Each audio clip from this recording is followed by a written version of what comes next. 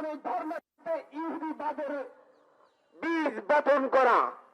তৎকালীন সনাতনী ধর্মের ধর্মগুরুরা এর তীব্র নিন্দা জানিয়ে স্বামী প্রভুপাদের ভারতীয় উপমহাদেশে প্রবেশের উপর নিষেধাজ্ঞা দিয়ে দিয়েছিল।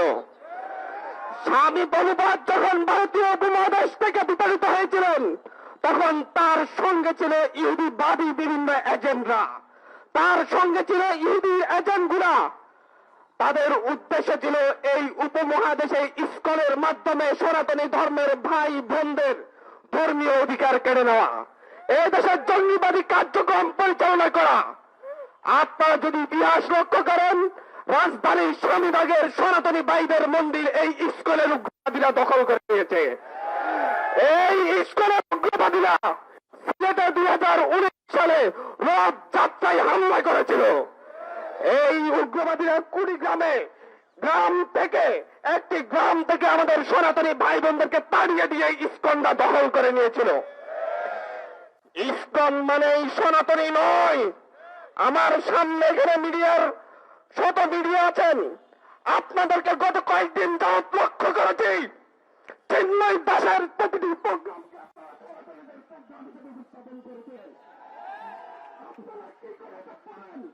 আপনারা কি ইসকনের লক্ষ্য উদ্দেশ্য দেখেন না?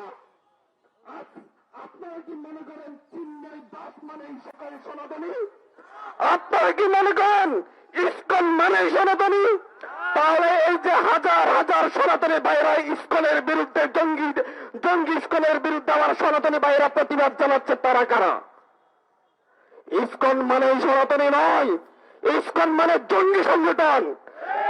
চিন্ময় দাস মানে হিন্দু ধর্মাবলম্বী নয়, চিন্ময় দাস মানে ইহুদিবাদীর অনুপ্রবেশ ঘটানো সেই স্বামী প্রভুপাদের ভক্ত অনুরক্ত।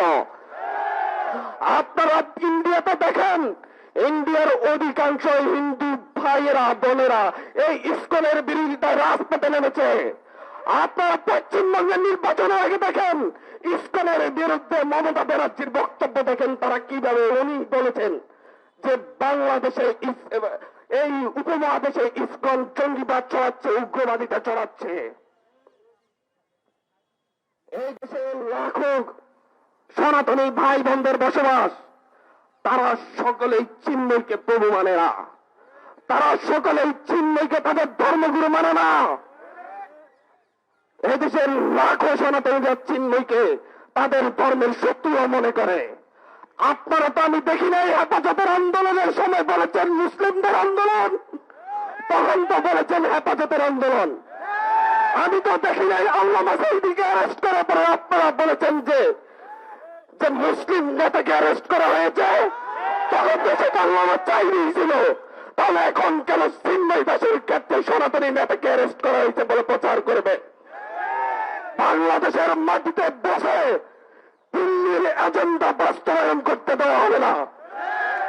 আপনাদেরকে আমি আজকে এখান থেকে বলতে চাচ্ছি, গতকালকে আমি একটি টক শোতে বলে এসেছি, চিন্ময় দাস কিংবা ইসকনকে ব্রডার লেন্থে সনাতনী হিসেবে প্রচার করার কারণেই মূলত আজকে এটা এত দূর এসেছে।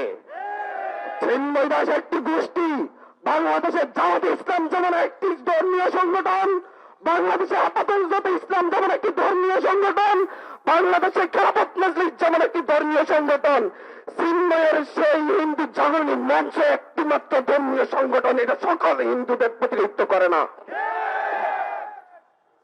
এই জঙ্গিবাদী এই সংগঠন দীর্ঘ সময় ধরে বাংলাদেশের শিশু কিশোরদের, কোমলমতি শিশু কিশোরদের তাদের উগ্রবাদিতায় লিপ্ত করার জন্য ষড়যন্ত্রে লিপ্ত ছিল।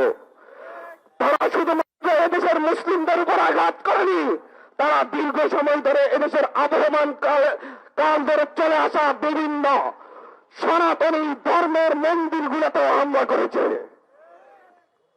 এই ইসকনের সদস্যরা আজকে শুধুমাত্র এখানে আমাদের আলিফ ভাইকে হত্যা করেনি, আপনারা ভুলে যাবেন না পাহাড়ি অঞ্চলে মুসলিম একজন ইমামকে হত্যা করেছিল। ইতিহাস দেখে দেখে কেন এই জঙ্গিবাদী ইসকনের বিরুদ্ধে, ইসকনকে নিয়ে কেন নিউজ কভারেজ হয় না? কেন তাদের লক্ষ্য উদ্দেশ্য ধরে ধরে কেন নিউজ কভারেজ হয় না? কেন টেলিভিশন বলবে কোটেশন ছাড়াই তাদের এত উল্লেখ করবে যে হচ্ছে আলিফকে হত্যা করেছে মুসলিম আইনজীবীরা, হিন্দু এই কথা কিভাবে আসবে? এটা উদ্দেশ্য প্রণোদিত ভাবে হয়েছে। আজও বলতে চাচ্ছি, বিভিন্ন মিডিয়া পরিচালনা পর্ষদে কামরুল ইসলামের ভাই বসে আছে, অ্যাডভোকেট কামরুল ইসলামের। 5ই আগস্ট পর্যন্ত আমরা রক্ত দিই নাই, আমার ভাই রক্ত দিয়েছে সেই দিল্লির এজেন্ডা বাস্তবায়নের জন্য নয়। দিল্লিতে দেশের শেখ হাসিনা তার সেই দোসর মোদীকে নিয়ে আমার বাংলার মাটির দিকে হাত বাড়াচ্ছে।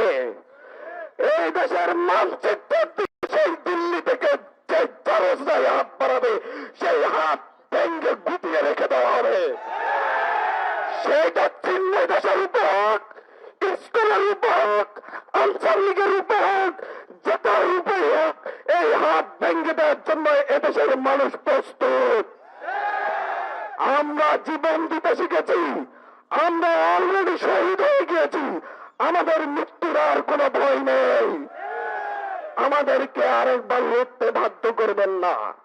আমাদের আলিফ ভাইয়ের বাবা যে ধৈর্যের পরিচয় দিয়েছেন, এটাকে আপনারা দুর্বলতা ভাববেন না, এটা আমাদের প্রস্তুতি মাত্র।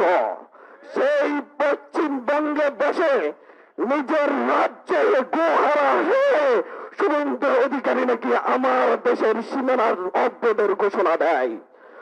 শুভেন্দু অধিকারী বাড়ি অবরোধ করার জন্য সেই কলকাতার ভাই বোনের অপেক্ষা করছে। বাংলাদেশের এই দেশের জনগণ এখন আর 5ই আগস্টের পূর্ববর্তী জনগণ নেই। 5ই আগস্টের পরিবর্তনের পরে এখন আর এই বাংলাদেশের দিল্লির দালাল আর কীটবাস গুলা নেই।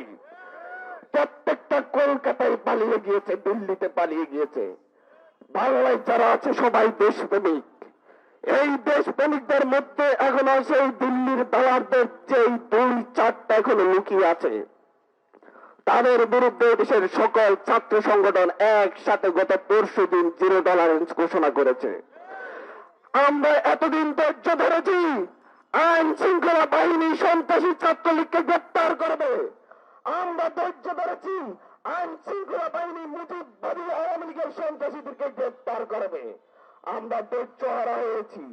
আজ সেই গত পরশু থেকে সিদ্ধান্ত নেওয়া হয়েছে, যেখানে সন্ত্রাসী ছাত্রলীগকে দেখা হবে সেখানে গণপিটুনি দিয়ে পুলিশে সোপর্দ করা হবে।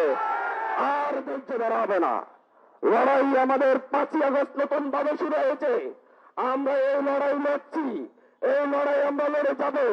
এই লড়াই দীর্ঘ হবে, তবে আমাদের পথ শেষ হবে না। ধন্যবাদ জানাচ্ছি আজকের এখানে আগত ছাত্র জনতাকে।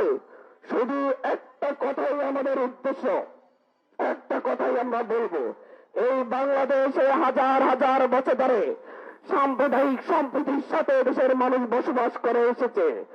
একদিন এক আলিফকে হত্যা করে যদি আপনারা ভেবে দেখেন হিন্দু মুসলিম বৌদ্ধ খ্রিস্টান সকলকে মুখোমুখি দাঁড় করাবেন, তা আপনাদের দুঃস্বপ্নে পরিণত হবে।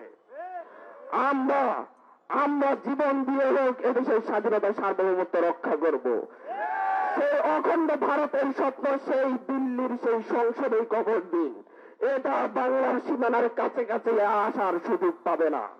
ধন্যবাদ। এই মুহূর্তে শহীদ আলিফ ভাইয়ের জন্য দোয়া পরিচালনা করবেন দেশে মহিলা ছাত্র আন্দোলনের কেন্দ্রীয় কার্যনির্বাহী কমিটির সদস্য তারেক রহমান।